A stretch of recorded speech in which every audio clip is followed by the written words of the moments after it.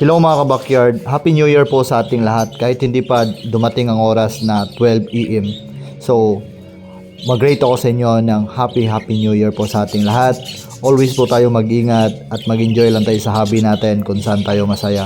So for today's video mga ka-backyard, pag-usapan natin ang resulta ng New Year sa ating mga alagang ibon. So paano ba natin ma-prevent na hindi sila ma-stress, hindi sila mabulabog ngayong putukan na ng mga paputok sa ating area.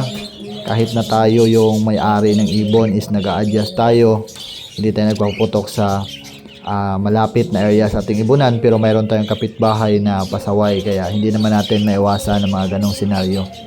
So ngayon pag-usapan natin mga ka-backyard ang mga paraan para maiwasan natin ang pagka-stress ng ating mga ibon habang nagsiselebrate tayo sa New Year na tradisyon natin na bawat taon is nagsiselebrate talaga tayo ng New Year. Kaya ngayon pag-usapan natin kung ano ba ang tatlong pamamaraan ko para hindi ma-stress ang aking ibon ngayong bagong taon. So kung bago ka pa lang sa aking YouTube channel mga ka-backyard, huwag mo nang kalimutang mag-click sa notification bell, paki-like and share na din para makasubscribe ka sa aking YouTube channel. So let's go mga ka-backyard, start na tayo.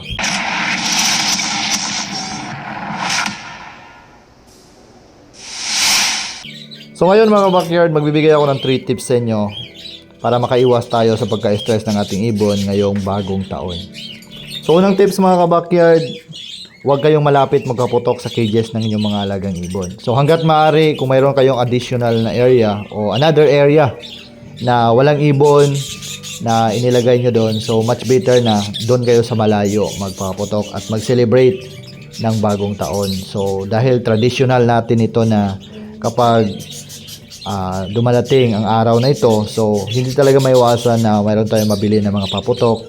So hanggat maaari mga backyard, huwag kayong lumapit sa cages ng inyong ibon tapos ihagis nyo ang nabili nyong paputok para hindi sila may stress. At pagdating naman sa mga kapitbahay natin, mga pasaway na hindi talaga umunawa sa atin na mayroon tayong ibon, so pakiusapan nyo na lang na kung maaari huwag kayong malapit sa area ko magpaputok para makaiwas ang ating ibon sa mga stress na pwede nilang makuha doon. So pangalawa mga ka-backyard, takpan natin ng kumot ang mga cages nila. So bakit ko ba nasabi na takpan natin ng kumot ang mga cages nila? So pag tinakpan kasi natin ng kumot ang mga cages nila, maiwasan natin ang napakalakas na ingay, kaya hindi ma-stress masyado ang ating ibon. Pero bigyan nyo din ng ng kunting siwang para makahinga po ang ating mga alagang ibon. Huwag nyong takpan lahat ng cages nila mga ka-backyard ng kumot. So baka masupukit po ang ibon ninyo, ikamatay pa nila. So lagyan nyo ng kunting siwang para makahinga pa din sila. So yan ang pangalawang tips ko sa inyo mga ka-backyard ngayong bagong taon. So pangatlong tips ko sa inyo mga ka-backyard, magbigay kayo ng dextrose powder na vitamin sa inyong mga alagang ibon. So maganda po ang dextrose powder na vitamin sa ating mga alagang ibon dahil makakatanggal po ito ng mga stress nila na sanhi ng bagong taon. So ngayon malakas ang putukan, so pagka umaga syempre mamimigay tayo ng patoka.